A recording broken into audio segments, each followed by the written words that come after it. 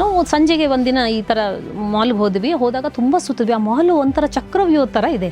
ಆ ಮಾಲ್ನಿಂದ ಹೋಗಿ ನಾವು ಸುತ್ತಾ ಇದ್ದೀವಿ, ಹೊರಗಡೆ ಬರೋ ದಾರಿ ನಮಗೆ ಗೊತ್ತಾಗ್ತಾ ಇಲ್ಲ. ಹೋಗುವಾಗ ಭಾಷೆ ಬೇರೆ ಇಲ್ಲ, ಎಲ್ಲ ಬೋರ್ಡ್ಗಳು ನಾಮಫಲಕಗಳೆಲ್ಲ ಅವ್ರ ಭಾಷೆಯಲ್ಲಿದೆ. ಈ ಥರ ಆಗೋಗಿದೆ. ಏನು ಮಾಡೋಣ, ನನ್ನ ಫ್ರೆಂಡಲ್ಲಿ ಕೂರಿಸ್ಬಿಟ್ಟು ಬಂದಿದ್ದೀನಿ. ಅವಳಿಗೆ ಸ್ವಲ್ಪ ಶುಗರು ಲೋ ಆಗಿದೆ ಅನಿಸುತ್ತೆ, ತಲೆ ಸುತ್ತಾ ಇದೆ ಅವಳಿಗೆ ನೀರು ಜ್ಯೂಸೋ ಏನಾದರೂ ಈಗಿಂದೀಗ ಬೇಕು, ಪ್ಲೀಸ್ ಹೆಲ್ಪ್ ಮೀ ಅಂತ ಅವನು ಕೇಳಿಕೊಂಡೆ. ಬ್ರೂಕ್ಲಿನ್ ಬ್ರಿಡ್ಜ್ ನೋಡಿದಾಗ ಈ ಥರ ಅದು ಒಂದು ವುಡನ್ ಬ್ರಿಡ್ಜು, ತುಂಬ ಐತಿಹಾಸಿಕವಾದ ಬ್ರಿಡ್ಜ್ ಅದು. ಅದರದ್ದು ಚಂದ ನೋಡಿಕೊಂಡು ಹೋಗ್ತಾ ಇದ್ದಾಗ ಅಲ್ಲಿ ಯಾರೋ ತುಂಬ ಜನ ಬರ್ತಾಯಿದ್ರು, ತುಂಬ ರಶ್ ಇತ್ತು, ಅಸಾಧ್ಯವಾದ ಜನಜಂಗುಳಿ ಇತ್ತು. ಯಾರೋ ನನ್ನ ಮಗಳಿಗೆ ಸ್ವಲ್ಪ ಹಿಂಗೆ ಹೋಗಿಬಿಟ್ಟು ಡಿಕ್ಕಿ ಹೊಡೆದ್ಬಿಟ್ಟು ಮುಂದೆ ಹೋದರು. ಆ ಐಫೋನು ಕೆಳಗಡೆ ಬಿದ್ದುಬಿಡ್ತು. ಸೊ ಫೋನ್ ಕೆಳಗಡೆ ಬಿತ್ತು. ಇನ್ನೇನು ಮಾಡೋದು, ಅಂಥ ಪ್ರವಾಸದಲ್ಲಿದ್ದೀವಿ ನಾವು, ಹೋಗೋಕ್ಕೆ ಹಿಂದೆ ಹೋಗೋಕ್ಕಾಗಲ್ಲ. ಅಂಥ ಕಂಡೀಷನ್ಲಿ ಈ ಥರದೊಂದು ಫೋನ್ ಬಿದ್ದುಬಿಡ್ತಲ್ಲ ಅಂತ ತುಂಬ ಆತಂಕ ಆಯಿತು. ಒಂದು ವಿದೇಶ ಪ್ರವಾಸ ಮಾಡ್ಬೇಕು ಅಂದ್ಕೊಂಡಿದ್ದೀನಿ ಅಂದರೆ ನಿಮ್ಮ ಪ್ರಿಪ್ರೇಷನ್ ಹೇಗಿರುತ್ತೆ ಅನ್ನೋದನ್ನು ನೀವು ಹೇಳ್ಬೋದಾ? ಹೇಗೆ ಪ್ರಿಪೇರ್ ಮಾಡ್ತೀರಾ, ಹೇಗೆ ಅಂದರೆ ಆ ಟೋಟಲ್ ಪ್ರೊಸೆಸ್, ಅಲ್ಲಿಗೆ ಹೋಗೋ ತನಕ ಒಂದು ಪ್ರೊಸೆಸ್ ಇರುತ್ತಲ್ಲ, ಅದನ್ನು ಮಾತಾಡ್ಬೋದಾ? ನಮ್ಮ ಜನ್ರೇಷನಲ್ಲಿ ಹಣ ಇದ್ದವರು ಧನಿಕರು ಅಂತ ಇದ್ರಲ್ಲ, ಇವಾಗ ಅನುಭವಗಳಿದ್ದವರು ಧನಿಕರು ಅಂತಾರೆ. ಭಾಳಷ್ಟು ಜನರಿಗೆ ನನ್ನ ಪ್ರಕಾರ ಹಣದ ಕೊರತೆ ಇರಲ್ಲ ಅಂತಲ್ಲ, ಬಟ್ ಹಣದ ಕೊರತೆಯೂ ಕೂಡ ಪ್ಲ್ಯಾನ್ ಮಾಡ್ಬೋದು, ಸಮಯದ ಕೊರತೆನೂ ಪ್ಲ್ಯಾನ್ ಮಾಡ್ಬೋದು. ಯಾವ ಕೊರತೆನ ಪ್ಲ್ಯಾನ್ ಮಾಡೋಕ್ಕಾಗಲ್ಲ ಅಂದರೆ ಮನಸ್ಥಿತಿಯ ಕೊರತೆ. ಆ ಪ್ರವಾಸ ಮನಸ್ಥಿತಿ ಇಲ್ದಿದ್ರೆ ನೀವು ಪ್ರವಾಸ ಮಾಡಿದ್ರೆ ಅದು ನಿಮ್ಮ ಹಣ ಇರಲಿ ಅಥವಾ ನಿಮ್ಮ ಸಮಯ ಇರಲಿ, ಅಮೂಲ್ಯವಾದದ್ದನ್ನು ನೀವು ಅದನ್ನು ಕಳ್ಕೊತೀನಿ ಅಂತ ಆ ಮನಸ್ಥಿತಿ, ಆನಂದಿಸುವ ಮನಸ್ಥಿತಿ ಮೊದಲು ಪ್ರಾಪ್ತ ಮಾಡ್ಕೊಳ್ಳಿ, ಆಮೇಲೆ ಪ್ರವಾಸಕ್ಕೆ ಹೋಗಿ. ಮೈಸೂರು ಸ್ಯಾಂಡಲ್ ಸೋಪ್ ಅರ್ಪಿಸುವ ಸಂಚಾರಿ. ಮೈಸೂರು ಸ್ಯಾಂಡಲ್ ಸೋಪ್ ಭಾರತದ ಹೆಮ್ಮೆ, ವಿಶ್ವದ ಆಯ್ಕೆ.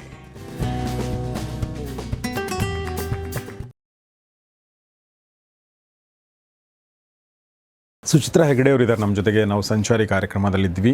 ಜಗವ ಸುತ್ತುವ ಮಾಯ ಅನ್ನೋ ಪುಸ್ತಕ ಕೂಡ ಬರೆದಿದ್ದಾರೆ, ಅದು ನನ್ನ ಕಣ್ಣೆದುರುಗಡೆ ಇದೆ. ಓಕೆ, ಇದನ್ನು ಪಬ್ಲಿಷ್ ಮಾಡಿರುವಂಥವ್ರು ಕವಿತಾ ಪ್ರಕಾಶನ ಮೈಸೂರು. ಇದ್ರ ಲಿಂಕ್ ಕೂಡ ನಾನು ಡಿಸ್ಕ್ರಿಪ್ಷನ್ ಹಾಕಿರ್ತೀನಿ, ಆಸಕ್ತರು ದಯವಿಟ್ಟು ಕೊಂಡು ಓದಿ ಅಂತ ಕೇಳ್ಕೊಳ್ತೀನಿ. ಯಾಕೆ ಅಂತಂದರೆ ನಾವು ಪ್ರವಾಸವನ್ನು ಮಾಡಬೇಕಂದ್ರೆ ಒಂದು ಇನ್ಸ್ಪಿರೇಷನ್ ಬೇಕಲ್ಲ, ಆ ಥರ ಇನ್ಸ್ಪಿರೇಷನ್ಗಳು ಸುಮಾರಿದೆ.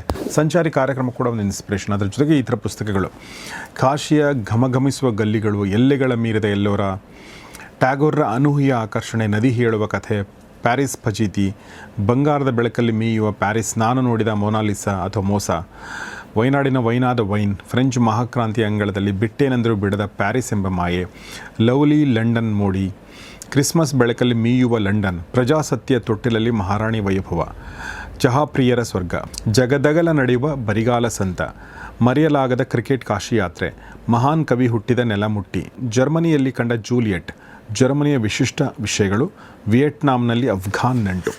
ಹೀಗೆ ಇಷ್ಟು ವಿಚಾರಗಳನ್ನ ಸುಚಿತ್ರಾ ಹೆಗಡೆ ಅವರು ಬರೆದಿದ್ದಾರೆ. ಸಾಕಷ್ಟು ಫೋಟೋಗಳನ್ನ ಕೂಡ ಹಾಕಿದ್ದಾರೆ. ಓಕೆ, ಈ ಲೇಖಗಳನ್ನ ಓದ್ತಿರ್ಬೇಕಾದ್ರೆ ನಿಮಗೆ ಯಾವ ಚಾಪ್ಟರ್ ನೆನಪು ಬಂತು? ನಾನು ಹೇಳ್ತಿರ್ಬೇಕಾದ್ರೆ ಇದನ್ನು ಹೇಳೋಣ ಅಂತ ಅನ್ಸಿದ್ದು ಯಾವುದು ನಿಮಗೆ?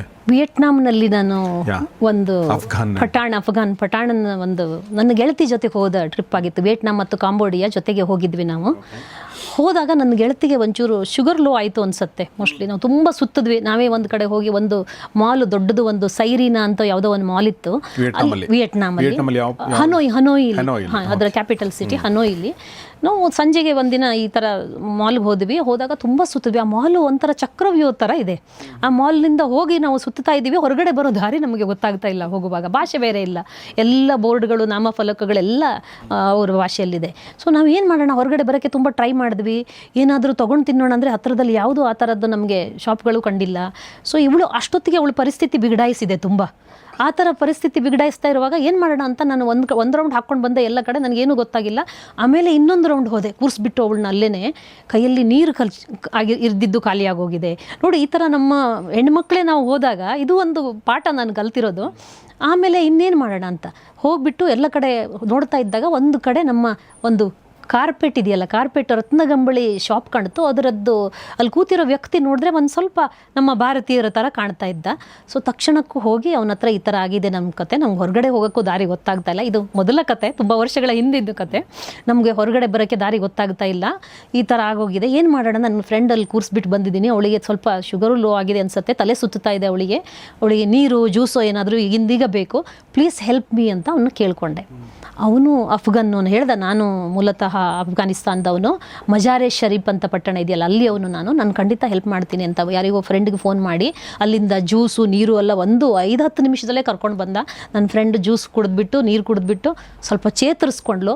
ಆಮೇಲೆ ಅವಳು ಚೇತರಿಸ್ಕೊಂಡ್ಮೇಲೆ ನನಗೆ ಬಂದು ಸ್ವಲ್ಪ ಇದ್ದ ಧೈರ್ಯ ಕೂಡಿಸ್ಕೊಂಡು ಅವನ ಹತ್ರ ಎಷ್ಟೊಂದು ಮಾತಾಡಿದ್ವಿ. ಆಮೇಲೆ ನಮಗೆ ಇಂಡಿಯಾದಲ್ಲಿ ಇದ್ದೀನಿ, ನಾನು ಭಾರತದಲ್ಲೇ ಇದ್ದೀನಿ ಅನ್ನೋ ಒಂದು ಭಾವನೆಯನ್ನು ಮೂಡಿಸ್ಬಿಟ್ಟ ಅವನು. ನಿಜವಾಗ್ಲೂ ಪಠಾಣರು ಸ್ನೇಹಪರರು, ತುಂಬ ಒಳ್ಳೆಯವರು ಅಂತ ಕೇಳಿದ್ದೆ. ಆವತ್ತು ನನಗೆ ಅದಕ್ಕೆ ಒಂದು ಉದಾಹರಣೆ ಕೂಡ ಸಿಕ್ತು. ಸೊ ಅಫ್ಘಾನಿಸ್ತಾನದಂಥ ಒಂದು ದೇಶ ಯುದ್ಧದಲ್ಲಿ ನಲಗಿದೆಯಲ್ಲ, ಮತ್ತೊಂದು ವಿಯೆಟ್ನಾಂನಲ್ಲಿ ನನಗೆ ಸಿಕ್ಕಿರೋದು. 2 ದೇಶಗಳು ಯುದ್ಧದಲ್ಲಿ ನಲಗಿರುವಂಥ ದೇಶಗಳು, 2 ದೇಶಗಳು ತಮ್ಮನ್ನು ತಾವು ಕಟ್ಟಿಕೊಳ್ಳಿಕ್ಕೆ ತುಂಬ ಕಷ್ಟಪಡುತ್ತಿರುವಂಥ ದೇಶಗಳು. ಸೊ ಆವತ್ತಿನ ದಿನ ನನಗೆ ವಿಯೆಟ್ನಾಂನ ದೇಶದಲ್ಲಿ ಅಫ್ಘಾನಿಸ್ತಾನದವನ ಪಠಾಣ್ನ ಸ್ನೇಹಪರತೆ ಮತ್ತು ಉಪಕಾರ ನಾನು ಖಂಡಿತ ಮರೆಯಲ್ಲ. ನೀವು ಹೊರಗಡೆ ಬಂದ್ರೆ ಸುರಕ್ಷಿತ? ಹೌದು, ಖಂಡಿತ. ಅವನು ಮತ್ತೆ ಕ್ಯಾಬ್ ಕರೆದು ಆ ಡ್ರೈವರ್ನಿಗೆ ಒಂದೇ ಭಾಷೆಯಲ್ಲಿ, ವಿಯೆಟ್ನಾಂನ ಭಾಷೆಯಲ್ಲಿ ಎಲ್ಲ ಎಕ್ಸ್ಪ್ಲೇನ್ ಮಾಡಿ ನಮ್ಮ ಹೋಟೆಲ್ ಎಲ್ಲಿದೆ ಎಲ್ಲ ಹೇಳಿ ನಮ್ಮನ್ನಲ್ಲಿ ಕೂರಿಸ್ಬಿಟ್ಟು ಟಾಟಾ ಬಾಯ್ ಬಾಯ್ ಅಂದ್ಬಿಟ್ಟು ವಾಪಸ್ ಹೋದ. ಓಕೆ, ನಾವು ಈ ಪುಸ್ತಕ ಈಗ ಕೈಯಲ್ಲಿ ತೊಗೊಂಡೆ ನಾನು.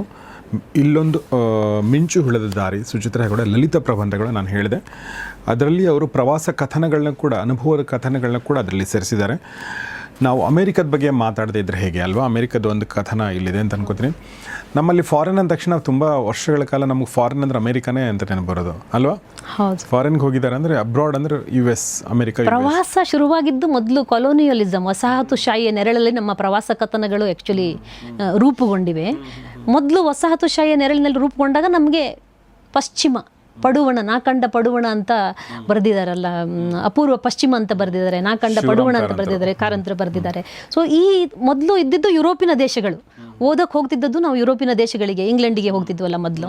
ಸೊ ಅಲ್ಲಿಂದ ತುಂಬ ಟೈಮ್ನವರೆಗೆ, ತುಂಬ ಕಾಲದವರೆಗೆ ಪಶ್ಚಿಮದ ಬಗ್ಗೆ ಅಂದರೆ ಯುರೋಪಿಯನ್ ದೇಶಗಳ ಬಗ್ಗೆ ನಾವು ಬರಿತಾ ಇದ್ವಿ ಪ್ರವಾಸ ಕಥನಗಳಿಗಂತ. ಆಮೇಲೆ ನಮ್ಮ ಜನ್ರೇಷನ್ನಿಂದ ತುಂಬ ಜನ ಈ ಸಾಫ್ಟ್ವೇರ್ ಓದ್ಬಿಟ್ಟು ಅಥವಾ ಕಂಪ್ಯೂಟರ್ ಬೂಮ್ ಬಂತಲ್ಲ, ಸಿಲಿಕಾನ್ ವ್ಯಾಲಿಗೆ ಹೋದ್ಮೇಲೆ ಸ್ಟಾರ್ಟ್ ಮಾಡಿದಾಗಿಂದ ಎಲ್ಲರೂ ಅಮೇರಿಕಕ್ಕೆ ಹೋಗೋಕ್ಕೆ ಸ್ಟಾರ್ಟ್ ಮಾಡಿದ್ರು. ಆವಾಗ ನಮ್ಮ ಪ್ರವಾಸ ಕಥನಗಳು ಯುರೋಪಿನಿಂದ ಅಮೇರಿಕಕ್ಕೆ ಶಿಫ್ಟ್ ಆದವು. ಇದರಲ್ಲಿ ಜಾಸ್ತಿ ಹೋಗ್ತಾ ಇದ್ದಿದ್ದು ಮಕ್ಕಳು ಯಾರೋ ಇದ್ದರು ಅಮೇರಿಕದಲ್ಲಿ ಅಂತ, ತಂದೆ ತಾಯಿಗಳು ಹೋಗ್ತಾ ಇದ್ರು ಮೊದಲು ಮಕ್ಕಳನ್ನು ನೋಡೋಕ್ಕೆ ಅಂತ. ಆವಾಗ ಅವರೆಲ್ಲ ಬರೆದ್ರು ಅಲ್ಲಿ ಹೋಗಿದ್ದ ಅಲ್ಲಿ ಅನುಭವಗಳನ್ನು. ಇವಾಗ ಇನ್ನು ಬೇರೆ ಹೊಸ ಪ್ರದೇಶಗಳನ್ನು ಹುಡ್ಕೊಂಡು ಹೋಗೋಕ್ಕೆ ಸ್ಟಾರ್ಟ್ ಮಾಡಿದ್ದಾರೆ. ಇವಾಗ ಪ್ರವಾಸ ಅಂದರೆ ಯಾರೂ ಹೋಗದಿರುವಂಥದ್ದನ್ನ ದೇಶಕ್ಕೆ ಅಥವಾ ಜಾಗಕ್ಕೆ ಹೋಗಬೇಕು, ಯಾರೂ ಮಾಡದಿರುವಂಥ ಕೆಲಸವನ್ನು ಮಾಡಬೇಕು, ಯಾರಿಗೂ ಆಗದಿರುವಂಥ ಎಕ್ಸ್ಪೀರಿಯನ್ಸನ್ನು ನಾವು ಹೊಂದಬೇಕು. ಇವಾಗ ಪ್ರವಾಸದ ಗುರಿ ರೂಪುರೇಷೆಗಳು ತುಂಬ ಬೇಗ ಮತ್ತು ತುಂಬ ಶೀಘ್ರವಾಗಿ ಮತ್ತು ತುಂಬ ಡ್ರಾಸ್ಟಿಕ್ ಆಗಿ ಬದಲಾಗ್ತಿದೆ ಅಂತ ನನಗನ್ನಿಸ್ತಾ ಇದೆ. ಮೊದಲು US ಹೋದಾಗ ನನಗೆ ನೋಡಬೇಕಾಗದ್ದು ನ್ಯೂಯಾರ್ಕ್ ಶಹರ. ನನಗೆ ಸಿಟಿಗಳು ಕೂಡ ಹೀಗೆ ಹಳೆಯ ದೇವಸ್ಥಾನಗಳು ಅಥವಾ ಒಂದು ರಿಮೋಟ್ ಲ್ಯಾಂಡ್ಸ್ಕೇಪ್ ಇರುವಂಥದ್ದು ಮತ್ತು ಈ ಥರದ್ದು ಒಂದು ಜನನಿಬಿಡ ಶಹರಗಳು ಅಂತೀವಲ್ಲ, ಅದು ಕೂಡ ನನ್ನನ್ನು ತುಂಬ ಸೆಳೆಯುತ್ತೆ. ನಾನು ಲಂಡನ್ ನೋಡಿದ್ದೀನಿ, ನ್ಯೂಯಾರ್ಕ್ ನೋಡಿದ್ದೀನಿ, ಪ್ಯಾರಿಸ್ ನೋಡಿದ್ದೀನಿ, ಈ ಮುಂಬೈ ನೋಡಿದ್ದೀನಿ. ನಮ್ಮ ಮುಂಬೈ ಕೂಡ ಯಾವುದೇ ಯುರೋಪಿಯನ್ ಅಥವಾ US ಶಹರಕ್ಕಿಂತ ಕಡಿಮೆ ಇಲ್ಲ. ಈ ಥರ ಶಹರಗಳು ಏನೋ ಮಾತಾಡ್ತವೆ. ನೀವು ಹೋಗಿ ಅದರ ಜೊತೆ ಸುತ್ತಾಡಿದಾಗ, ಒಬ್ಬನೇ ಸುತ್ತಾಡಬೇಕು ಅಥವಾ ಯಾರ್ದೋ ಜೊತೆಗೆ ನೀವು ಕಾಲ್ನಡಿಗೆಯಲ್ಲಿ ಸುತ್ತಾಡಬೇಕು, ಅಥವಾ ಅಲ್ಲಿ ಯಾವುದೋ ಒಂದು ಅವರದ್ದು ಒಂದು ಸಾರ್ವಜನಿಕ ಸಾರಿಗೆ ಇರುತ್ತಲ್ಲ, ಅಲ್ಲಿ ಹೋಗಬೇಕು. ಹಾಗೆ ಹೋದಾಗ ಮಾತ್ರ ನೀವು ನಿಜವಾದ ಜನಜೀವನವನ್ನು, ಅಲ್ಲಿಯ ಜನರನ್ನು, ಅಲ್ಲಿಯ ನಗರವನ್ನು ನೋಡಲಿಕ್ಕೆ ಸಾಧ್ಯ ಆಗತ್ತೆ. ನೀವು ಇದನ್ನು ಏನು ಪ್ಯಾಕೇಜ್ ಟೂರ್ ಅಂತ ಎಲ್ಲೋ ಕರ್ಕೊಂಡು ಹೋಗ್ತಾರೆ, ಬಸ್ಸಲ್ಲಿ ಕರ್ಕೊಂಡು ಹೋಗ್ತಾರೆ, ಅಥವಾ ಎಲ್ಲರನ್ನೂ ಸೇರಿಸಿ ಒಂದು 50 ಜನ 60 ಜನರು ಸೇರಿಸ್ಬಿಟ್ಟು ನಿಮ್ಗೆ ಒಂದು ಜಾಗದ ನಂತರ ಮತ್ತೊಂದು ಜಾಗ A to B, B to C ಅಂತ ಕರ್ಕೊಂಡು ಹೋಗ್ಬಿಡ್ತಾರಲ್ಲ, ಅಲ್ಲಿ ನಿಮಗೆ ನಿಜವಾದ ಪ್ರವಾಸ ಆಗಲ್ಲ. ಖಂಡಿತ ನೀವು ಆ ಜಾಗ ನೋಡ್ಕೊಂಡು ಬಂದಿರ್ತೀರಾ, ಅದನ್ನು ನೋಡೋಕ್ಕೆ ಸಿಗುತ್ತೆ ನಿಮಗೆ. ಬಟ್ ಆ ಜಾಗದಲ್ಲಿ ಅಥವಾ ಆ ಜನಜೀವನ ಹೇಗಿದೆ, ಅಲ್ಲಿ ಆಹಾರ ಹೇಗಿದೆ, ಅದನ್ನು ಒಂದು ಸೂಕ್ಷ್ಮವಾಗಿ ನೋಡುವಂಥದ್ದು ಅಲ್ಲಿ ನಡೆಯಲ್ಲ. ಸೊ ನಾನು ಕಾಲ್ನಡಿಗೆಯಲ್ಲಿ ನಾವು ಇದನ್ನು ಮೆಟ್ರೋ ತೊಗೊಂಡು, ಸಬ್ವೆ ಅಂತಾರೆ ನ್ಯೂಯಾರ್ಕ್ನ ಮೆಟ್ರೋಗೆ, ಸಬ್ವೆ ತೊಗೊಂಡು ಹೋದ್ವಿ. ಬ್ರೂಕ್ಲಿನ್ ಬ್ರಿಡ್ಜ್ ನೋಡ್ತಾ ಇದ್ವಿ. ಬ್ರೂಕ್ಲಿನ್ ಬ್ರಿಡ್ಜ್ ನೋಡಿದಾಗ ಈ ಥರ ಅದು ಒಂದು ವುಡನ್ ಬ್ರಿಡ್ಜು, ತುಂಬ ಐತಿಹಾಸಿಕವಾದ ಬ್ರಿಡ್ಜ್ ಅದು. ಅದರದ್ದು ಚಂದ ನೋಡಿಕೊಂಡು ಹೋಗ್ತಾ ಇದ್ದಾಗ ಅಲ್ಲಿ ಯಾರೋ ತುಂಬ ಜನ ಬರ್ತಾಯಿದ್ರು, ತುಂಬ ರಶ್ ಇತ್ತು, ಅಸಾಧ್ಯವಾದ ಜನಜಂಗುಳಿ ಇತ್ತು. ಯಾರೋ ನನ್ನ ಮಗಳಿಗೆ ಸ್ವಲ್ಪ ಹಿಂಗೆ ಹೋಗಿಬಿಟ್ಟು ಡಿಕ್ಕಿ ಹೊಡೆದ್ಬಿಟ್ಟು ಮುಂದೆ ಹೋದರು. ಆ ಮಗಳು ಫೋನ್ ತೊಗೊಂಡು ಅವಳು ಐಫೋನ್ ತೊಗೊಂಡು ಮುಂದ್ಗಡೆ ಹೋಗ್ತಾ ಇದ್ಲು, ಆ ಐಫೋನು ಕೆಳಗಡೆ ಬಿದ್ದುಬಿಡ್ತು. ಆ ಬ್ರೂಕ್ಲಿನ್ ಬ್ರಿಡ್ಜ್ ಹೇಗಿದೆ ಅಂದರೆ ಮರದ ಹಲಗೆಗಳನ್ನು ಜೋಡಿಸಿ ಮಾಡುವಂಥದ್ದು. ಆ ಮಧ್ಯದ ಒಂದು ಚಿಕ್ಕ ಸಂದು ಇತ್ತಲ್ಲ, ಆ ಸಂದಿನಲ್ಲಿ ಫೋನ್ ಹೋಗಿ ಕೆಳಗಡೆ ಬಿದ್ದುಬಿಡ್ತು. ಅಂದ್ರೆ ಸಿಕ್ಕಾಕೊಂಡಿಲ್ಲ, ಕೆಳಗಡೆನೆ ಬಿತ್ತು. ನಾವು ಅಂದ್ಕೊಂಡ್ವಿ ಆ ಮೊಮೆಂಟಲ್ಲಿ, ಆ ಕ್ಷಣದಲ್ಲಿ ಫೋನ್ ಕೆಳಗಡೆ ಬಿದ್ದುಬಿಡ್ತು ಅಂತ. ಸೊ ಫೋನ್ ಕೆಳಗಡೆ ಬಿತ್ತು, ಇನ್ನೇನು ಮಾಡೋದು ಅಂತ ಪ್ರವಾಸದಲ್ಲಿದ್ದೀವಿ ನಾವು, ಹೋಗೋಕ್ಕೆ ಮುಂದೆ ಹಿಂದೆ ಹೋಗೋಕ್ಕಾಗಲ್ಲ ಅಂತ ಕಂಡೀಷನ್ಲಿ ಈ ಥರದೊಂದು ಫೋನ್ ಬಿದ್ದುಬಿಡ್ತಲ್ಲ ಅಂತ ತುಂಬ ಆತಂಕ ಆಯಿತು. ನೋಡಿದ್ರೆ ಆಮೇಲೆ ಸದ್ಯ ಆ ಕಡೆ ಈ ಕಡೆ ನೋಡಿಕೊಂಡು ಸುಧಾರಿಸ್ಕೊಂಡು ಕೆಳಗಡೆ ಎಲ್ಲಿ ಬಿತ್ತು ಅಂತ ನೋಡೋಕೆ ಹೋದರೆ ಕೆಳಗಡೆ ಒಂದು ಜಾಲರಿ ಇತ್ತು. ಆ ಸಂದಿನ ಕೆಳಗಡೆಗೆ ಒಂದು ಜಾಲರಿ ಕಟ್ಟಿದ್ರು. ಆ ಜಾಲರಿ ಒಳಗಡೆ ನೀಟಾಗಿ ಫೋನ್ ಕಾಣ್ತಾ ಇತ್ತು. ಅಲ್ಲಿ ಕ್ಯಾಮ್ರಾ ಆನ್ ಆಗಿರೋದ್ರಿಂದ ಆ ಫೋನ್ ಕಾಣ್ತಾನೂ ಕೂಡ ಇತ್ತು. ಸೊ ಹಿಂದೇನು ಮಾಡೋದು, ಫೋನ್ ಹೋಯ್ತಲ್ಲ ಅಂತ ತುಂಬ ಬೇಜಾರು ಮಾಡ್ಕೊಂಡ್ವು. US ನಲ್ಲಿ ಅಮೇರಿಕಾದಿಂದ ತಯಾರಾದ ಐಫೋನು ಹೋಯ್ತು, ಇನ್ನು ಸಿಕ್ಕಿಲ್ಲ ಅಂತ ಅಂದ್ಕೊಂಡ್ವಿ. ಆವಾಗ ನನ್ನ ಅಳಿಯ ಆಗೋನು ಕೂಡ ಅಲ್ಲಿದ್ದ, ನಮ್ಮ ಜೊತೆಗಿದ್ದ. ಅವನು ಅಲ್ಲಿದೇ ಪ್ರಜೆ ಆಗಿರೋದ್ರಿಂದ ಅವನಿಗೆ ಎಲ್ಲಿ ಹೇಗೆ ಫೋನ್ ಮಾಡಬೇಕು, ನಿಮಗೆ ಐಫೋನ್ ಖಂಡಿತ ಸಿಗುತ್ತೆ, ಈ ದೇಶದಲ್ಲಿ ಆ ಥರ ಯಾವುದೂ ಕಳೆದೋಗಲ್ಲ, ನೋಡ್ತಾ ಇರಿ ಅಂತ ಅವನು ಅದಕ್ಕೆ ಸಂಬಂಧಪಟ್ಟ ನಂಬರ್ಗಳನ್ನೆಲ್ಲ ತೆಗೆದು ಕಾಲ್ ಮಾಡಿ ಯಾರಿಗೆ ಕನೆಕ್ಟ್ ಮಾಡಿ 911ಇಂದ ಒಂದು ನಂಬರ್ ತೊಗೊಂಡು ಇದು ಈ ಥರ ಬಿದ್ದಾಗ ಯಾರನ್ನ ಕನೆಕ್ಟ್ ಮಾಡಬೇಕು ಅಂತ ಆ ನಂಬರ್ ಇಸ್ಕೊಂಡು ಅದನ್ನೆಲ್ಲ ನೋಡಿಕೊಂಡು ಅವನು ಒಂದು 45 ನಿಮಿಷ ಅಲ್ಲಿ ಕಾದಿದ್ದೀವಿ ನಾವು. ಆ ಟೈಮಲ್ಲಿ ನಾವು ಅಂದ್ಕೊಂಡಿದ್ದು ಹೋಯ್ತು ನಮ್ಮ ಫೋನ್ ಸಿಗಲ್ಲ ಇನ್ನು ಅಂತ. ಆ 45 ನಿಮಿಷದ ಅವಧಿಯಲ್ಲಿ ಚಾರ್ಲಿ ಅನ್ನೋ ಪರ್ಸನ್ ಬಂದು ಅವನು ಇದು ಸೇಫ್ಟಿ ಗೇರ್ ಅಂತೀವಲ್ಲ, ಸೇಫ್ಟಿ ಗೇರೆಲ್ಲ ಕಟ್ಟಿಕೊಂಡು ಕೆಳಗಡೆ ಇಳಿದು ಹೋಗಿ ಆ ಜಾಲರಿಯಲ್ಲಿ ನಡ್ಕೊಂಡು ಹೋಗಿ ಇದು ಬ್ರೂಕ್ಲಿನ್ ಬ್ರಿಡ್ಜ್ ಅಂದರೆ ಅದು ಎಷ್ಟು ದೊಡ್ಡದಾಗಿದೆ, ಕಿಲೋಮೀಟರ್ಗಳಷ್ಟೇ ಉದ್ದದ ಬ್ರಿಡ್ಜ್ ಅದು. ಅಲ್ಲಿಂದ ನಡ್ಕೊಂಡು ಹೋಗಿ ಕೆಳಗಡೆ ಆ ಥರ ಜಾಗದಲ್ಲಿ ಫೋನ್ ಎತ್ಕೊಂಡು ಬಂದ. ಜೊತೆಗೆ ಒಂದು 5-6 ಫೋನ್ ಇತ್ತು ಅವನ ಕೈಯಲ್ಲಿ. 5-6 ಫೋನ್ಗಳು ಬಿದ್ದಿತ್ತು. ಮೋಸ್ಟ್ಲಿ ಯಾರಿಗೂ ಗೊತ್ತಿಲ್ಲದೆ ಪಾಪ ಅದರ ಬೀಳೋದು ಕಾಮನ್ ಅಂತ ಆಮೇಲೆ ಗೊತ್ತಾಯಿತು ನಮಗೆ. ಅವನು ಎತ್ಕೊಂಡು ಬಂದ. ಆಮೇಲೆ ಕೇಳ್ದ, ನೀವು ಈ ನಂಬರಿಗೆ ಫೋನ್ ಮಾಡಿ, ಯಾವ ನಂಬರ್ ಫೋನ್ ರಿಂಗ್ ಆಗುತ್ತೆ ಇದು ನಿಮ್ಮದು ಅಂತ ಕನ್ಫರ್ಮ್ ಮಾಡ್ಕೊಂಡು ಕೊಡ್ತೀನಿ ಅಂತ. ಸೊ ಅವನು ಚೈನಾ ಮೂಲದ ಚಾರ್ಲಿ ಆಮೇಲೆ ಕೊಟ್ಟ. ಅದಾದಮೇಲೆ ನಮಗನ್ನಿಸ್ತು ಇವನಿಗೆ ಏನಾದರೂ ಒಂದು ಬಹುಮಾನ ಕೊಟ್ಬಿಡೋಣ ಅಂತ, ಸ್ವಲ್ಪ ಏನೋ $1 ಕೊಡೋಣ ಅಂತ ನೋಡೋದ್ರೆ, no this is my duty, I don't want anything ಅಂತ. ಸೊ ಅಲ್ಲಿವರೆಗೆ ನನಗೂ ಅಮೇರಿಕದ ಬಗ್ಗೆ ಏನು ತುಂಬ ಕ್ಯಾಪಿಟಲಿಸಮ್ ಇದೆ, ಬಂಡವಾಳಶಾಹಿ ದೇಶ ಆ ಥರ ಅಂತ ಒಂದು ಸ್ವಲ್ಪ ನನಗೂ ನೆಗೆಟಿವ್ ಇಂಪ್ರೆಷನ್ ಇತ್ತು. ಆದರೆ ನಾನು US ಹೋದಾಗ ನನಗೆ ತುಂಬ ಈ ಥರದ ಅನುಭವಗಳಾಯಿತು. ಒಂದು ಊಬರ್ ಬುಕ್ ಮಾಡಿದಾಗ ಲಿಂಡಾ ಅಂತ ಅನ್ನೋವಳವಳು ನಮಗೆ ಆ ಅಡ್ರೆಸ್ ಸಿಗ್ತಾ ಇಲ್ದಿರೋವಾಗ ತುಂಬ ಟ್ರೈ ಮಾಡಿ ಅವಳಾಗಿ ಹೋಗಿ ಎಲ್ಲರನ್ನೂ ಕೇಳಿಬಿಟ್ಟು ಆ ಅಡ್ರೆಸ್ ಎಲ್ಲಿ ಬರುತ್ತೆ ಅಂತ ಕರ್ಕೊಂಡೋಗಿ ನಮ್ಮನ್ನು ಬಿಟ್ಲು. ಈ ಚಾರ್ಲಿ ಆಮೇಲೆ ನ್ಯೂಯಾರ್ಕಿಂದ ನನ್ನ ತುಂಬ ದೂರದಲ್ಲಿ ಒಂದು Airbnb ಇತ್ತು ನಮ್ಮದು. ನಾನು ಒಬ್ಬಳೇ ಓಡಾಡುವಾಗ ರಾತ್ರಿ ಹೊತ್ತನ್ನಲ್ಲೆಲ್ಲ ನಾನು ಅಲ್ಲಿ ಇಳ್ಕೊಂಡು ಸ್ವಲ್ಪ ನಡಿಬೇಕಿತ್ತು. ಆ ಬಸ್ ಡ್ರೈವರ್ ಇದ್ದ, ಕೆನ್ಯಾದವನು, ಸ್ಯಾಮ್ಯುಯಲ್ ಅಂತ ಏನೋ ಅವನ ಹೆಸರಿತ್ತು. ಅವನು ಅಲ್ಲಿ ಬಸ್ ನಿಲ್ಲಿಸ್ಬಿಟ್ಟು ಇಳಿದ್ಬಿಟ್ಟು ನನಗೆ ಇದು ಗೈಡೆನ್ಸ್ ಕೊಟ್ಟು, ಹೀಗೆ ಹೋಗು, ಇಲ್ಲಿಂದ ಹೋದರೆ ನಿಂಗೆ ಸಿಗತ್ತೆ ಇಲ್ಲಿ ಅಂತ ನಿಲ್ಲಿಸ್ಬಿಟ್ಟು ಹೋಗಿದ್ದು. ಈ ಥರದ್ದು ಚಾರ್ಲಿ ಇರಲಿ, ಲಿಂಡಾ ಇರಲಿ, ಸ್ಯಾಮ್ಯುಯಲ್ ಇರಲಿ, ತುಂಬ ಜನ ನನಗೆ ಈ ಥರದ್ದು ಒಂದು ಅನುಭವಗಳಾಗಿದೆ. ಸೊ ಆವಾಗಿಂದ ನನಗೆ ದೇಶವಲ್ಲ, ನಾವು ಒಂದು ದೇಶದ ಬಗ್ಗೆ ಈ ಥರ ಪಕ್ಷಪಾತಿ ಧೋರಣೆ ಹೊಂದೋದು ತಪ್ಪು. ಅಲ್ಲಿ ಜನರು ಎಲ್ಲ ಕಡೆ ಒಳ್ಳೆಯವರು ಇರ್ತಾರೆ, ಎಲ್ಲ ಕಡೆ ಕೆಟ್ಟವರು ಇರ್ತಾರೆ ಅನ್ನೋದನ್ನು ನಾನು ಈ ಅನುಭವಗಳಿಂದ ಕಲಿತೆ. ಭಾಳ ಒಳ್ಳೆ ಪಾಯಿಂಟ್ ಇದು. ಯಾಕೆಂದರೆ ನಾವು ಪ್ರವಾಸ ಮಾಡೋದೇ ನನ್ನ ಪ್ರಕಾರ ನಮ್ಮ ಮನಸ್ಸನ್ನು, ನಮ್ಮ ದೃಷ್ಟಿಕೋನನ ವಿಶಾಲ ಮಾಡ್ಕೊಳ್ಳೋಕ್ಕೆ. ನಾವು ಮತ್ತೆ ಅಲ್ಲೂ ಹೋಗಿ ಕೂಡ ನಾವು ಇವ್ರು ಹೀಗೆ ಅಂದ್ಕೊಂಡು ಬಂದುಬಿಟ್ರೆ ನಮ್ಮ ಪ್ರವಾಸದ ಒಂದು ಉದ್ದೇಶನೇ ವ್ಯರ್ಥ ಆದಂಗೆ ಅಲ್ವಾ? ಖಂಡಿತ ಹೌದು. ನಾನು ಇದನ್ನು ಮತ್ತೆ ಹೇಳಕ್ಕೆ ಬಯಸ್ತೀನಿ. ನೀವು ತುಂಬ ಒಳ್ಳೆ ಪಾಯಿಂಟ್ ಹೇಳಿದ್ರಿ. ಪ್ರವಾಸದಲ್ಲಿ ನಾವು ತುಂಬ ಜನರು ನೋಡ್ತೀನಿ. ನಾನು ಪ್ರವಾಸ ಹೋಗುವಾಗ ನನಗೆ ಅಯ್ಯೋ ಇದು ಜಡ್ಜ್ಮೆಂಟಲ್ ಆಗಿರೋದು ಖಂಡಿತಕ್ಕೂ ಅಲ್ಲ.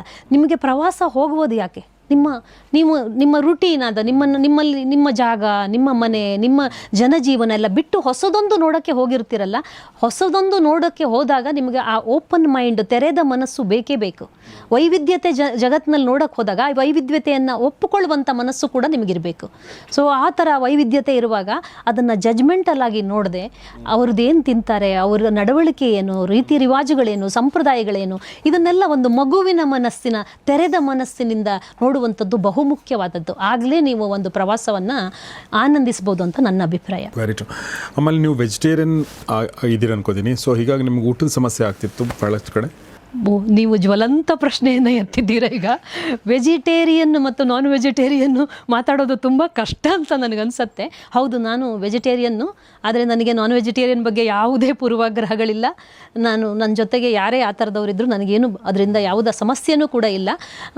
ವೆಜಿಟೇರಿಯನ್ ತಿನ್ನುವಾಗ ಕಷ್ಟ ಆಗುತ್ತೆ ಅಂತ ಅಂದ್ಕೊಳ್ಳೋದು ತಪ್ಪು. ತುಂಬ ನಾನು ಅದನ್ನು ಗಮನಿಸಿದ್ದೀನಿ. ನಿಮಗೆ ಆಹಾರ ಪದ್ಧತಿಯ ಬಗ್ಗೆ ಸ್ವಲ್ಪ ಮೊದಲೇ ಓದ್ಕೊಂಡು ಹೋಗೋದಿದ್ರೆ, ಅಲ್ಲಿ ಸಿಗುವ ವೆಜಿಟೇರಿಯನ್ ವಸ್ತುಗಳು ಅಥವಾ ವೆಜಿಟೇರಿಯನ್ ಖಾದ್ಯಗಳು ಏನೇನು ಅಂತ ಮೊದಲೇ ನೀವು ಅದನ್ನು ಅರ್ಥ ಮಾಡ್ಕೊಂಡು ಹೋಗೋದಿದ್ರೆ ಖಂಡಿತಕ್ಕೂ ನಿಮಗೆ ಯಾವ ಪ್ರಾಬ್ಲಮ್ ಆಗಲ್ಲ. ನಾನು ನೋಡಿರೋ ಪ್ರಕಾರ ನೀವು ಎಲ್ಲೇ ವಿದೇಶಗಳಿಗೆ ಹೋಗಿ ಅಲ್ಲಿ ಗುಣಮಟ್ಟದ ತಿನಿಸು ಸಿಗತ್ತೆ. ತುಂಬ ಒಳ್ಳೆ ಇಂಗ್ರೀಡಿಯೆಂಟ್ಸ್ ಹಾಕ್ಬಿಟ್ಟು ಮಾಡಿರ್ತಾರೆ, ತಾಜಾ ಆಗಿರುತ್ತೆ. ಹಣ್ಣುಗಳಿರಲಿ, ತರಕಾರಿಗಳಿರಲಿ, ಅಥವಾ ಬ್ರೆಡ್ ಇರಲಿ, ಡೇರಿ ಪ್ರಾಡಕ್ಟ್ಗಳಿರಲಿ, ಎಲ್ಲ ತುಂಬ ಫ್ರೆಶ್ ಆಗಿರುತ್ತೆ, ತಿನ್ನೋಕ್ಕೆ ತುಂಬ ಟೇಸ್ಟಿಯಾಗಿರುತ್ತೆ. ನೀವು ಆ ಥರದ್ದನ್ನು ಯಾವುದನ್ನು ಬೇಕಾದರೂ ಟ್ರೈ ಮಾಡ್ಬೋದು.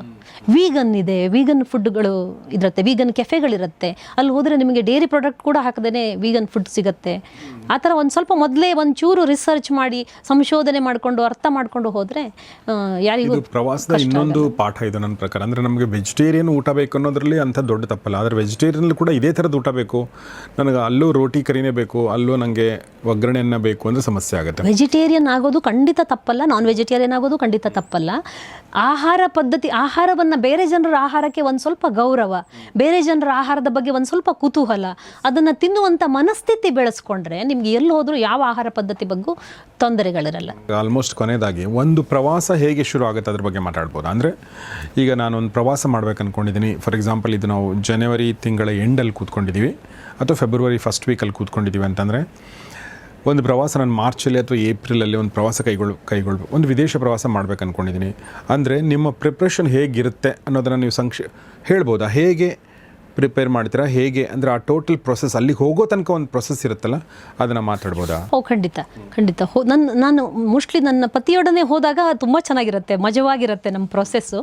ನನ್ನ ಮನೆಯವರು ಪ್ರವಾಸ ಹೋಗೋ ಮುಂಚಿನ ತಯಾರಿಯನ್ನು ಜಾಸ್ತಿ ಎಂಜಾಯ್ ಮಾಡ್ತಾರೆ ಅಂತ ನನ್ನ ಗುಮಾನಿ, ನಂಗೆ ಗೊತ್ತಿಲ್ಲ ಇನ್ನು.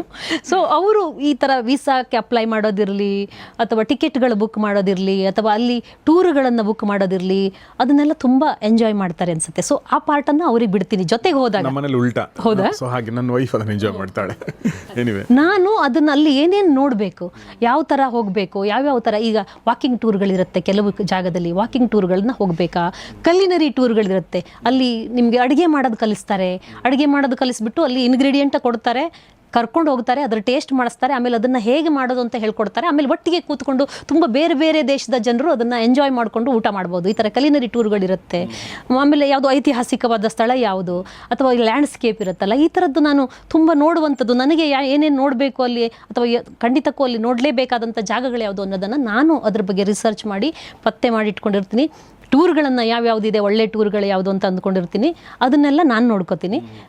ವೀಸಾ ಮಾಡೋಂದ ಹಿಡಿದು ಉಳಿದೆಲ್ಲ ಮನೆಯವ್ರು ನೋಡ್ಕೋತಾರೆ. ನಾನು ಒಬ್ಬಳೇ ಹೋದಾಗ ಖಂಡಿತಕ್ಕೂ ಕೆಲವು ಸಲ ನಮ್ಮ ಮನೆಯವ್ರ ಹೆಲ್ಪನ್ನು ತೊಗೋತೀನಿ, ಆದರೆ ನಾನೇ ಇದನ್ನೆರಡನ್ನು ಮಾಡ್ತೀನಿ. ಇವಾಗ ಮೋಸ್ಟ್ಲಿ ತುಂಬ ಟ್ರಿಪ್ಗಳನ್ನು ಹೋಗಿ ತುಂಬ ಪ್ರವಾಸಗಳನ್ನು ಮಾಡಿ ಒಂದು ಎಕ್ಸ್ಪೀರಿಯನ್ಸ್ ಆಗಿದೆ ಅನಿಸುತ್ತೆ. ಇನ್ನೊಂದು ಹೇಳಬೇಕು, ಏನೇನು ಮಾಡಬೇಕು ಅಂದರೆ, ಇದು ಪ್ರವಾಸ ಹೋಗುವ ಮುನ್ನಿನ ಕೆಲಸ ಏನೇನಿದೆಯಲ್ಲ, ಇದು ವೀಸಾ ಅಪ್ಲೈ ಮಾಡೋದು ಇದ್ರ ತುಂಬ ಮೊದಲೇ ಮಾಡಬೇಕಾಗತ್ತೆ. ಕೆಲವು ಸಲ ವೀಸಾ ಬರೋದು ಲೇಟ್ ಆಗಿಬಿಡುತ್ತೆ. ಆಮೇಲೆ ಈ ಇದು ಟಿಕೆಟ್ಗಳನ್ನು ಬುಕ್ ಮಾಡೋದಿದೆಯಲ್ಲ, ಈ ಟಿಕೆಟ್ಗಳನ್ನು ಬುಕ್ ಮಾಡೋದು ಕೂಡ ಒಂದು ಕಲೆ ಅಂತ ನಾನು ಅಂದ್ಕೊಂಡಿದ್ದೀನಿ. ಕೆಲವು ದಿನಗಳಲ್ಲಿ ಟಿಕೆಟ್ಗಳು ದುಬಾರಿಯಾಗಿರಲ್ಲ, ಕಡಿಮೆಯಲ್ಲಿ ಸಿಗುತ್ತೆ, ಕೆಲವು ದಿನಗಳಲ್ಲಿ ದುಬಾರಿ ಆಗುತ್ತೆ. ಇದನ್ನೆಲ್ಲ ನೀವು ನೋಡಿಕೊಂಡಾಗ ಅದಕ್ಕೊಂದು ಆ್ಯಪ್ ಬೇರೆ ಇದೆ ಮೋಸ್ಟ್ಲಿ. ಆ ಆ್ಯಪನ್ನು ಮಾಡಿದಾಗ ಅದು ತೋರಿಸುತ್ತೆ ಯಾವ ದಿನದಲ್ಲಿ ದುಬಾರಿ, ಯಾವ ದಿನದಲ್ಲಿ ಕಡಿಮೆ ಇದೆ ಅಂತ. ಆ ಥರದ್ದೆಲ್ಲ ಒಂದು ಸ್ವಲ್ಪ ರಿಸರ್ಚ್ ಮಾಡಿಕೊಂಡು ನೀವು ಕಡಿಮೆ ಹಣದಲ್ಲಿ ಟಿಕೆಟನ್ನು ಬುಕ್ ಮಾಡ್ಕೋಬೋದು. ಏರ್ಲೈನ್ಸ್ ಯಾವುದು ನೋಡಿಕೊಂಡು ಅದನ್ನೆಲ್ಲ ಟಿಕೆಟ್ ಬುಕ್ ಮಾಡ್ಕೋಬೋದು. ಟಿಕೆಟ್ ಬುಕ್ ಮಾಡ್ಕೊಂಡ್ಮೇಲೆ ಟ್ರಾನ್ಸ್ಪೋರ್ಟೇಷನ್ ಮೊದಲೇ ಬುಕ್ ಮಾಡ್ಬೋದು. ಇವಾಗ ತಂತ್ರಜ್ಞಾನ ಎಷ್ಟು ಮುಂದುವರೆದಿದೆ ಅಂದರೆ, ಪ್ರತಿಯೊಂದನ್ನು ನೀವು ಮನೆಯಲ್ಲೇ ಕೂತು ಪ್ರತಿಯೊಂದನ್ನು ಮೊದಲೇ ಎಲ್ಲ ನಿಗದಿ ಮಾಡಿಕೊಂಡು ಆಮೇಲೆ ಪ್ರವಾಸ ಮಾಡಿಕೊಂಡು ನಿರಾಳವಾಗಿ ಎಂಜಾಯ್ ಮಾಡಿಕೊಂಡು ಬರ್ಬೋದು. ಅದು ಕೂಡ ಸಾಧ್ಯವಾಗಿದೆ. ಸೊ ಇದನ್ನು ಸ್ವಲ್ಪ ರಿಸರ್ಚ್ ತುಂಬ ಇಂಪಾರ್ಟೆಂಟ್. ಎಲ್ಲಿ ಹೋಗಬೇಕು, ಎಲ್ಲಿ ಮಾಡಬೇಕು ಅನ್ನೋದನ್ನು ಮೊಟ್ಟ ಮೊದಲು ಬುಕ್ ಮಾಡುವಂಥದ್ದು, ರಿಸರ್ಚ್ ಮಾಡುವಂಥದ್ದು, ಮತ್ತು ಅದನ್ನು ಎಕ್ಸಿಕ್ಯೂಟ್ ಮಾಡುವಂಥದ್ದು. ಇದು ಮೂರನ್ನು ನೀವು ಕರೆಕ್ಟಾಗಿ ಮಾಡಿದ್ರೆ ಪ್ರವಾಸ ತುಂಬ ಈಸಿಯಾಗಿ ಮಾಡ್ಕೊಬರ್ಬೋದು. ಈಗ ಒಂದು ಫ್ಯಾಮಿಲಿ ಐದರ ಗಂಡ ಒಂದು ಫ್ಯಾಮಿಲಿ ಇದೆ ಅಂದರೆ ಅದರಲ್ಲಿ ಅದು ಗಂಡ ಅಥವಾ ಹೆಂಡತಿ ಯಾರಾದರೂ ಒಬ್ಬರು ಈ ರೆಸ್ಪಾನ್ಸಿಬಿಲಿಟಿ ತೊಗೊಳ್ಳೇಬೇಕಾಗತ್ತೆ. ಇದು ತೊಗೊಳ್ಳದೇ ಇದ್ದರೆ ನೀವು ಪೇಚಿಗೆ ಸಿಲುಕ್ತೀರಾ. ಯಾಕೆಂದರೆ ಆ ಒಂದು ಪ್ಲ್ಯಾನಿಂಗ್ ಎಷ್ಟು ಚೆನ್ನಾಗಿ ಮಾಡ್ತೀರೋ ಅಷ್ಟು ನಿಮಗೆ ಸುಲಲಿತವಾಗಿ ಆಗುತ್ತೆ. ಆಮೇಲೆ ಪ್ಲ್ಯಾನಿಂಗ್ ಮಾಡುವಂಥದ್ದು ಅಷ್ಟು ಈಸಿ ಅಲ್ಲ. ಪ್ಲ್ಯಾನಿಂಗ್ ಮಾಡುವಂಥದ್ರಲ್ಲಿ ತುಂಬ R&D ಮಾಡಿದ ಮೇಲೆ ಪ್ಲ್ಯಾನಿಂಗ್ ಮಾಡೋಕ್ಕಾಗುತ್ತೆ. ಒಂದು ಡೆಸ್ಟಿನೇಷನ್ ಫೈನಲ್ ಮಾಡಬೇಕಂದ್ರೆ ನೀವು ಸುಮಾರು ಅಲ್ಲಿಂದ ಬರೋದೆಷ್ಟೊತ್ತಿಗೆ, ಅಲ್ಲಿ ಯಾವಾಗ ಶುರು ಆಗುತ್ತೆ, ನಾವು ಎಲ್ಲಿ ಉಳ್ಕೊಂಡಿರ್ತೀವಿ, ಅಲ್ಲಿಂದ ಎಷ್ಟು ಗಂಟೆ, ಹೀಗೆ ಅದಾದಮೇಲೆ ವಾಪಸ್ 3 ಗಂಟೆಯಿಂದ ಸಂಜೆ 6 ಗಂಟೆ ತನಕ ಏನು ಮಾಡೋದು. ಸೊ ಹೀಗೆ ಸುಮಾರು ಇರುತ್ತೆ. ಅದನ್ನು ಒಬ್ಬರು ಮನೆಯವರು ಮಾಡಲೇಬೇಕಾಗುತ್ತೆ. ಅದು ಮಾಡಿದ್ರೆ ತುಂಬ ಒಳ್ಳೆಯದು. ಮೇಡಮ್, ಈಗ ನಿಮ್ಮ ಮುಂದಿನ ತಾಣ, ಮುಂದಿನ ಗುರಿ ಆ ಥರದ್ದು ಏನಾದರೂ ಇದೆಯಾ? ಅದು ಇಲ್ಲ ನನಗೆ. ಮುಂದಿನ ಗುರಿ ಈಗಲೇ ಇದೆ, ಇಲ್ಲೇ ಹೋಗಬೇಕು ಅಲ್ಲೇ ಹೋಗಬೇಕು ಅಂತ ಖಂಡಿತಕ್ಕೂ ಇಲ್ಲ. ಹಾಗಂತ ನಾನು ಏನು ತಯಾರಿ ಮಾಡದೆ ಹೋಗಲ್ಲ ಅಂತ ಖಂಡಿತ ಅಲ್ಲ. ನೋಡೋಣ ಮುಂದೆ. ನನಗೆ ಮೋಸ್ಟ್ಲಿ ದಕ್ಷಿಣ ಅಮೆರಿಕಾದ ದೇಶಗಳು ನೋಡಬೇಕು. ನಾನು ಮೆಕ್ಸಿಕೋ ನೋಡಿದ್ದೀನಿ ದಕ್ಷಿಣ ಅಮೆರಿಕಾದಲ್ಲಿ. ಇನ್ನು ಉಳಿದ ಪೆರು ಅಂತ ಒಂದು ದೇಶ ಇದೆಯಲ್ಲ, ಅದನ್ನು ನೋಡೋಕ್ಕೆ ತುಂಬ ಇಷ್ಟ ಇದೆ. ಮೋಸ್ಟ್ಲಿ ದಕ್ಷಿಣ ಅಮೆರಿಕಾದ ದೇಶಗಳಿಗೆ ಹೋಗಬೇಕು ಅಂತ. ಹೌದು. ನೀವು ಹೇಳ್ತಿರ್ಬೇಕಾದ್ರೆ ನಂಗೆ ಏನೋ ಖುಷಿ ಆಯ್ತು, ಯಾಕೋ ಗೊತ್ತಿಲ್ಲ ಯಾಕೆ ಖುಷಿ ಆಯ್ತು ಅಂತಂದರೆ, ನಾನು ಅದನ್ನು ನೋಡಿಲ್ಲ, ನನಗೂ ನೋಡ್ಬೇಕಂತ ಆಸೆ ಇದೆ. ಎರಡನೇದು ಇನ್ನೊಂದು ಕಾರಣ ಏನಂದರೆ ಪ್ಯಾಪಿಯಾನ್ ಅಥವಾ ಪ್ಯಾಪಿಲಾನ್ ಆ ಒಂದು ನಾವೆಲ್ ತೇಜಸ್ವಿ ಟ್ರಾನ್ಸ್ಲೇಷನ್ ಮಾಡಿರುವಂಥದ್ದು. ಅದರಲ್ಲಿ ಕಥಾನಾಯಕ ದಕ್ಷಿಣ ಅಮೆರಿಕ ದೇಶಗಳಲ್ಲಿ ಸುತ್ತ ಹಾಕ್ತಾನೆ. ಓಕೆ, ನನಗದು ಅಂದರೆ ನೋಡಿ, ಅಂದರೆ ನಾವು ಎಕ್ಸ್ಪ್ಲೋರ್ ಮಾಡಿರುವಂಥ ದೇಶಗಳಲ್ಲಿ ಬಹುತೇಕ ದೇಶಗಳು ಅಮೆರಿಕ ಇರುತ್ತೆ, UK ಇರುತ್ತೆ, ಇಲ್ಲ ಅಂದರೆ ಯುರೋಪಿನ ಭಾಳಷ್ಟು ದೇಶಗಳಿರುತ್ತೆ. ಬಿಟ್ಟರೆ ಜಪಾನ್ ಮತ್ತು ಈ ಕಡೆ ನಮ್ಮ ಸೌತ್ ಈಸ್ಟ್ ದೇಶಗಳಿಗೆ ಹೋಗಿರ್ತೀವಿ, ಇಲ್ಲ ಆಸ್ಟ್ರೇಲಿಯಾ ಹೋಗಿರ್ತೀವಿ. ಭಾಳ ಕಡಿಮೆ ಜನ ಬ್ರೆಜಿಲ್ ಅಥವಾ ಈ ಅರ್ಜೆಂಟೀನಾ ಇದೆ, ಪೆರು ಇದೆ, ಚಿಲೆ ಇದೆ, ಈ ದೇಶಗಳು ಹೋಗಿರೋ ತುಂಬ ಕಡಿಮೆ. ಅದು ಏನಕ್ಕೆ ಮೋಸ್ಟ್ಲಿ ನೀವು ಪ್ರವಾಸ ಶುರು ಮಾಡಿದಾಗ ಎಲ್ಲರೂ ಆ ಜನಪ್ರಿಯ ತಾಣಗಳಿಗೆ ಹೋಗಿರ್ತಾರೆ. ಅದನ್ನು ಮುಗಿಸ್ಬಿಟ್ಟು ಆಮೇಲೆ ಒಂದು ಸ್ವಲ್ಪ ಹೊಸ ಥರದ್ದು ಅನುಭವಗಳು ಬೇಕು ಅಂತ. ಇತ್ತೀಚೆಗೆ ಪ್ರವಾಸ ಅಂದರೆ ಅದೇ ಥರ ಹೋಗಿದೆ. ಹೊಸ ಹೊಸ ಎಕ್ಸ್ಪೀರಿಯನ್ಸ್ಗಳನ್ನು ಹೊಂದಬೇಕು ಅನ್ನೋದು ಒಂದಾಗಿದೆ. ನಮ್ಮ ಜನರೇಷನ್ ಹಣ ಇದ್ದವರು ಧನಿಕರು ಅಂತ ಇದ್ರಲ್ಲ, ಇವಾಗ ಅನುಭವಗಳಿದ್ದವರು ಧನಿಕರು ಅಂತಾರೆ. ಈ ಯುಗ ಅನುಭವಗಳ ಯುಗ ಇದು. ಸೊ ಹೊಸ ಅನುಭವಗಳು ಎಲ್ಲಿ ಸಿಗತ್ತೆ ಅಂತ ಹುಡುಕೊಂಡು ಹೋಗ್ತಾ ಇದ್ದಾರೆ ಜನರು. ಈಗಿನ ಯಂಗರ್ ಜನರೇಷನ್ ಪ್ರವಾಸಕ್ಕಾಗಿ ವರ್ಷಕ್ಕೆ ಒಂದು ನಿಗದಿತ ದಿನಗಳನ್ನ ಮೊದಲೇ ಮಾಡಿಟ್ಟಿರ್ತಾರೆ. ನಿಗದಿತ ಧನ. ಹೌದು. ಅವ್ರ ಬಜೆಟ್ ಅಲ್ಲಿ ಮೊದಲೇ ಅದು ನಿಗದಿಯಾಗಿರುತ್ತೆ. ಸೊ ಅನುಭವ ಅಂದ್ರೆ ಫೈನಲಿ ಅನುಭವ ಸಂಪತ್ತು, ಅನುಭವ ಸಂಪತ್ತು ಇದು ಈಗಿನ ಜನರೇಷನ್ ಇವಾಗ ನಡೀತಾ ಇರೋ ಯುಗ ಅಂದ್ರೆ ಅನುಭವ ಸಂಪತ್ತಿನ ಯುಗ. ಆಮೇಲೆ ಇನ್ನೂ ತೀರಾ ಕಷ್ಟಕರವಾದ ಪ್ರವಾಸಗಳು, ಸೌತ್ ಪೋಲ್ಗೆ ಹೋಗೋದು, ಇಲ್ಲ ನಾರ್ತ್ ಪೋಲ್ಗೆ ಹೋಗೋದು, ಇಲ್ಲ ಯಾವುದೋ ದೇಶದ ಯಾವುದೋ ಟೈಮಲ್ಲಿ ಕಾಣುವಂಥ ಒಂದಷ್ಟು ಆಕಾಶ ವಿಸ್ಮಯಗಳನ್ನ ನೋಡೋಕ್ಕೆ ಹೋಗುವಂಥದ್ದು, ಈ ಥರದ್ದೆಲ್ಲ ಸುಮಾರು ಜನ ಮಾಡ್ತಾರೆ. ಆಮೇಲೆ ರಷ್ಯಾದಲ್ಲಿ ಇರುವಂಥ, ರಷ್ಯಾ ಮತ್ತು ಯುರೋಪ್ನ ಕನೆಕ್ಟ್ ಮಾಡಿರುವಂಥ ಒಂದು ಸುದೀರ್ಘವಾದ ದಾರಿ, ಅದು ಮೊದಲನೇ ಮಹಾಯುದ್ಧನೋ ಎರಡನೇ ಮಹಾಯುದ್ಧದಲ್ಲಿ ಅಲ್ಲಿ ನೂರಾರು ಜನ ಸೈನಿಕರು ಸತ್ತು. ಆ ಸೈನಿಕರು ಸೊ ಆ ಥರದ್ದು ಕೆಲವೊಬ್ಬರು ಅನುಭವಗಳನ್ನ ಪಡ್ಕೋತಾರೆ. ಒಟ್ಟಿನಲ್ಲಿ ಒಂದೇನಂದ್ರೆ, ನೀವು ಪ್ರವಾಸ ಮಾಡ್ತಾ ಮಾಡ್ತಾ ನೀವು ಬೇರೆ ಮನುಷ್ಯರಾಗ್ತೀರಾ ಮತ್ತು ಬಹುತೇಕ ಸಲ ಒಳ್ಳೆ ಮನುಷ್ಯರಾಗ್ತೀರಾ. ಹೌದು. ನಮ್ಮ ಕಡೆ ಒಂದು ಗಾದೆ ಇರುತ್ತಲ್ಲ, ಬಾವಿ ಒಳಗಿನ ಕಪ್ಪೆ ಅಂತ. ಬಾವಿ ಒಳಗಿನ, ನಾವು ಪ್ರವಾಸ ಮಾಡದೇ ಇದ್ದಾಗ ಎಲ್ಲರೂ ಪ್ರವಾಸ ಮಾಡೋ ಅಂತ ಒಂದು ಅವಕಾಶ ಎಲ್ರಿಗೂ ಸಿಗಲ್ಲ. ಅದು ಒಪ್ಕೋತೀನಿ. ಪ್ರವಾಸ ಎಲ್ಲರೂ ಮಾಡೋ ಮನಸ್ಸು ತುಂಬ ಜನರಿಗಿರುತ್ತೆ, ಅವಕಾಶ ಎಲ್ರಿಗೂ ಸಿಗಲ್ಲ.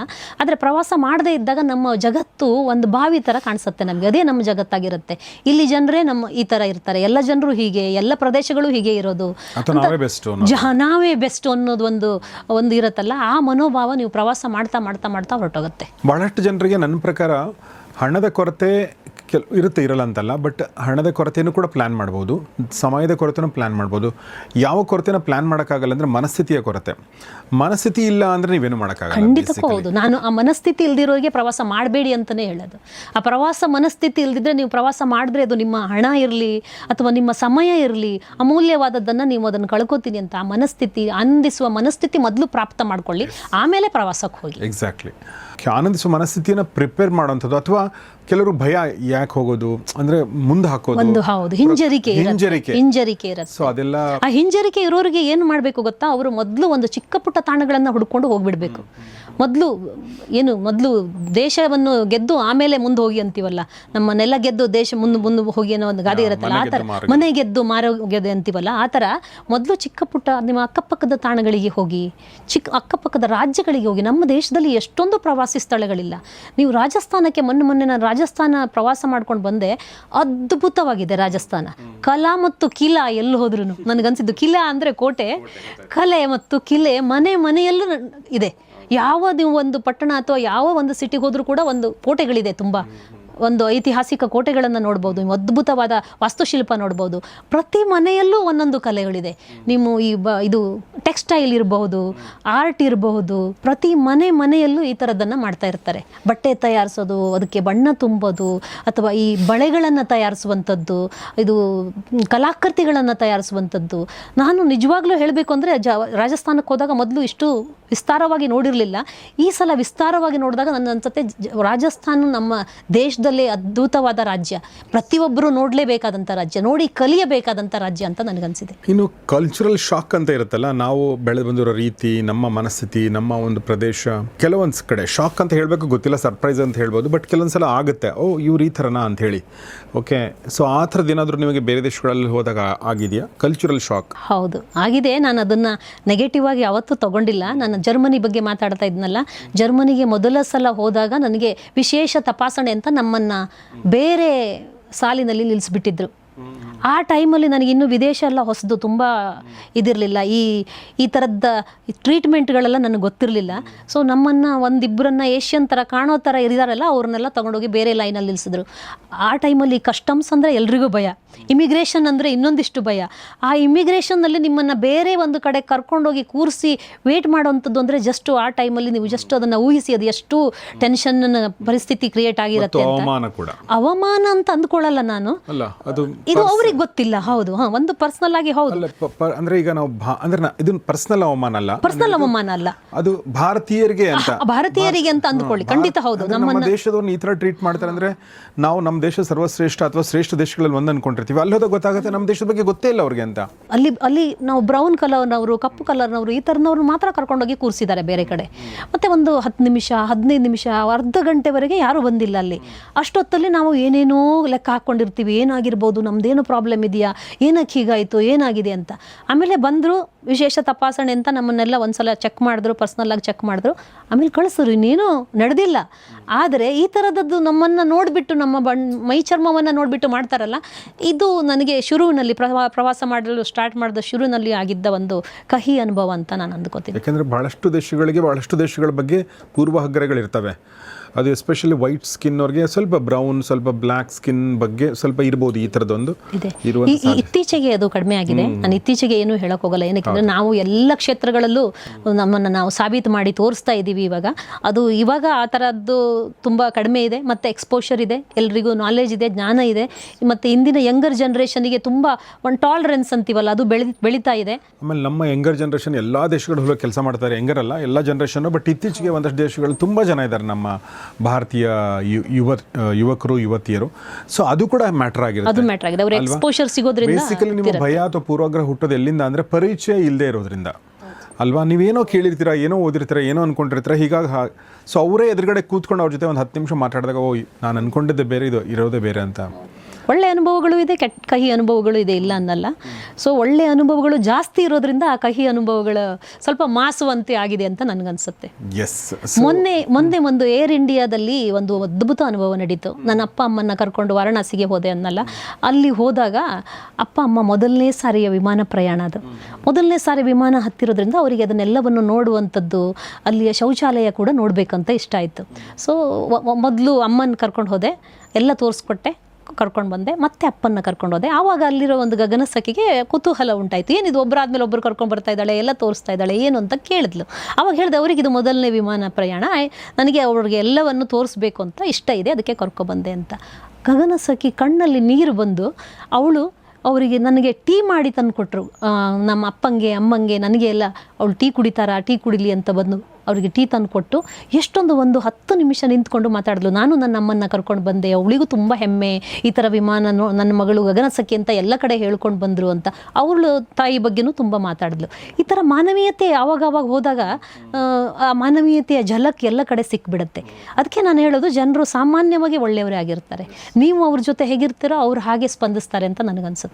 ಸೊ ಆನ್ ದ್ಯಾಟ್ ನೋಟ್ ನಾವು ನಮ್ಮ ಸಂಚಾರಿ ಕಾರ್ಯಕ್ರಮದ ಕೊನೆ ಭಾಗ ಬಂದಿದ್ದೀವಿ. ನಾವು ಸುಚಿತ್ರಾ ಹೆಗ್ಡೆ ಅವ್ರ ಜೊತೆ ಮಾತಾಡ್ತಾ ಇದ್ವಿ. ಅವರ 2 ಪುಸ್ತಕಗಳು, ಒಂದು ಜಗವ ಸುತ್ತುವ ಮಾಯೆ ಪ್ರವಾಸ ಕಥನ ಮತ್ತು ಲಲಿತ ಪ್ರಬಂಧ ಮಿಂಚು ಹುಳದ ದಾರಿ, 2 ನನ್ನ ಕೈಯಲ್ಲಿದೆ. ಇದ್ರ ಲಿಂಕ್ಗಳನ್ನ ಹಾಕಿರ್ತೀನಿ. ಆಸಕ್ತರು ದಯವಿಟ್ಟು ಅದನ್ನು ಕೊಂಡು ಓದಿ. ಆಸಕ್ತರು ಅಂತಲ್ಲ, ಎಲ್ಲರೂ ಸಾಧ್ಯವಾದರೆ ಎಲ್ಲರೂ ಓದಿ. ಯಾಕೆಂದರೆ ನಿಮಗೆ ನಾನು ಹೇಳಿದ ಒಂದು ಇನ್ಸ್ಪಿರೇಷನ್ ಭಾಳ ಮುಖ್ಯ ಪ್ರತಿಯೊಂದು ಕೆಲಸಕ್ಕೂ ಕೂಡ. ಸ್ವಯಂ ಸ್ಫೂರ್ತಿ ಇದ್ರೆ ಭಾಳ ಒಳ್ಳೆಯದು. ಇಲ್ಲದೇ ಇದ್ದರೆ ಕೆಲವೊಂದು ಸಲ ಈ ಥರ ಪುಸ್ತಕಗಳು ನಿಮಗೆ, ಈ ಥರ ಪಾಡ್ಕಾಸ್ಟ್ಗಳು ನಿಮಗೆ ಹೆಲ್ಪ್ ಆಗುತ್ತೆ ಅಂತ ಅನ್ಕೋತೀನಿ. ಮೇಡಮ್, ಕೊನೆಯದಾಗಿ ನಮ್ಮ ವೀಕ್ಷಕರಿಗೆ ಸಂಚಾರ ಮಾಡಲು ಬಯಸುವ, ಸಂಚಾರವನ್ನು ಶುರು ಮಾಡಲು ಬಯಸುವ ವೀಕ್ಷಕರಿಗೆ ಏನು ಹೇಳಕ್ಕೆ ಇಷ್ಟಪಡ್ತೀರಿ? ಪ್ರತಿಯೊಬ್ಬರು ದಯವಿಟ್ಟು ಸಂಚಾರ ಮಾಡೋಕ್ಕೆ ಇಷ್ಟಪಡೋರು ದಯವಿಟ್ಟು ಈಗಲೇ ಹೊರಡಿ. ಸಂಚಾರ ಮಾಡೋಕ್ಕೆ ಮನ್ಸು ಮಾಡ್ತಾ ಇಲ್ಲ ಅಂದರೆ ಖಂಡಿತಕ್ಕೂ ಅದರ ತುಂಬ ಇವರ ಗೌರಿ ಶಕ್ಕಿ ಅವರ ಪಾಡ್ಕಾಸ್ಟ್ಗಳನ್ನು ನೋಡಿ. ಸಂಚಾರಿ ತುಂಬ ಅದ್ಭುತವಾಗಿ ಬರ್ತಾ ಇದೆ. ಅವರ ವಿಡಿಯೋಗಳನ್ನು ನೋಡಿ ಸಂಚಾರದ ಬಗ್ಗೆ ಇನ್ನಷ್ಟು ಮಾಹಿತಿಯನ್ನು ಪಡೆದುಕೊಳ್ಳಿ. ಮತ್ತು ಅದನ್ನು ರಿಸರ್ಚ್ ಮಾಡಿ, ಸಂಶೋಧನೆ ಮಾಡಿ, ತುಂಬ ಚೆನ್ನಾಗಿ ತಯಾರಿ ಮಾಡಿಕೊಂಡು ಹೋದರೆ ಯಾವ ಪ್ರವಾಸನೂ ಕಷ್ಟದಾಯಕ ಅಲ್ಲ, ಎಲ್ಲರೂ ಹೋಗ್ಬೋದು. Thank you very much Sujitha madam, ನಮ್ಮ ಜೊತೆ ಇಷ್ಟೊತ್ತು ಮಾತಾಡಿದ್ರಿ. ಸೊ ಭಾಳ ಖುಷಿ ಆಯ್ತು ನಿಮ್ಮ ಜೊತೆ ಮಾತಾಡಿದ್ದು.